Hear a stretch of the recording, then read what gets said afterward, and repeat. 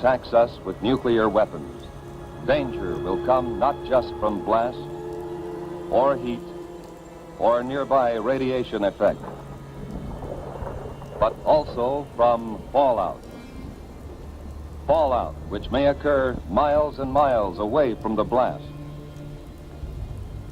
You need to know about fallout, what it is, how to detect it, and what to do to protect yourself against it. Everybody needs to know. Yes, this does mean you. Watch and listen. One day, these facts may save your life. What is this fallout, anyhow? Just bits of radioactive fall out of the mushroom cloud of the nuclear explosion and settle on the ground. These bits of matter can be dangerous. You're exposed to some radiation every day, from cosmic rays or other natural sources of radiation.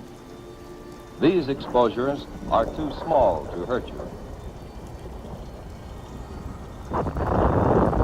But when a wartime nuclear explosion occurs, a serious fallout follows. Thousands of tons of atomized earth, building materials, rocks, and gases may be thrown into the air. And the mushroom cloud containing them sometimes moves as high as 100,000 feet, nearly 20 miles up. Some of the radioactive particles spill out near the explosion site. Others may be carried for 10, 50, 100 miles or more. But how will you know if there is fallout?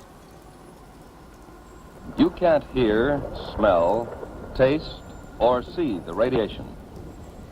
But you yourself can detect the fallout particles that produce it. The easiest time to do this, without special instruments, is when the fallout is settling through the air. This starts any time from about 1/2 hour to several hours after the explosion, depending on how far away you are. And it continues to fall for an hour or longer. Usually you can see the fallout. So if there has been an explosion of a nuclear weapon within a few hundred miles of you, you should suspect every unusual concentration of dust in the air of being fallout. After an explosion in daylight, watch any unusual accumulation of dust. At night, put a white or light-colored plate outside. Examine it every 15 minutes or so. If dust is accumulated on the plate, treat it as fallout. The particles in that fallout behave like miniature X-ray machines, sending out radiation in all directions. If there are many particles, and if you are exposed to them long enough, you will be hurt. Others will be watching for that fallout, of course. Experts will estimate the probable path and speed of approaching fallout and try to keep you posted. But it may come before you hear any details by radio or otherwise. You must take precautions, whether you hear their reports or not. If radio stations are operating, you will hear reports, especially on the Conelrad frequencies 640 or 1240 on your AM dial. As soon as it is safe for specially protected crews to get out into the open, these highly trained civil defense radiation detection teams will make a thorough check of radiation levels and characteristics. Those facts will be relayed to you by radio as fast as they come into civil defense headquarters in your area.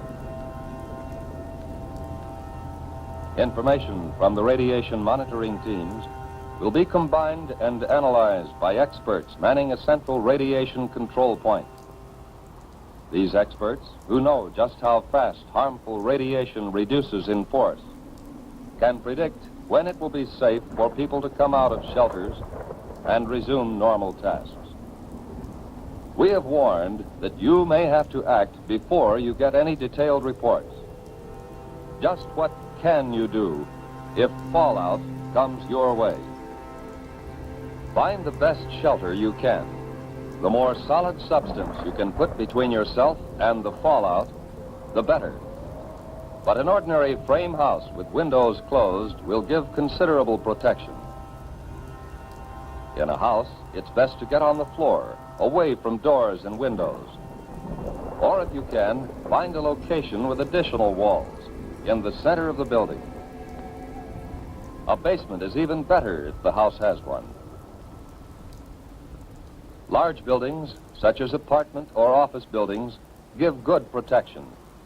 The thick, heavy masonry of their walls and floors makes it hard for radiation to get through.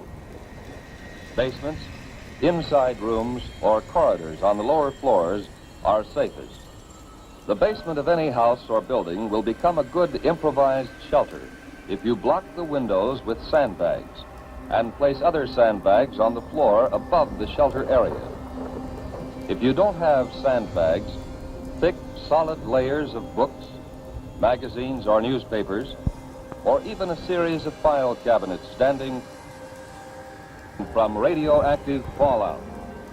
Learn first aid and home emergency preparedness steps. And learn how to use Conelrad 640 or 1240 on the AM dial for official directions.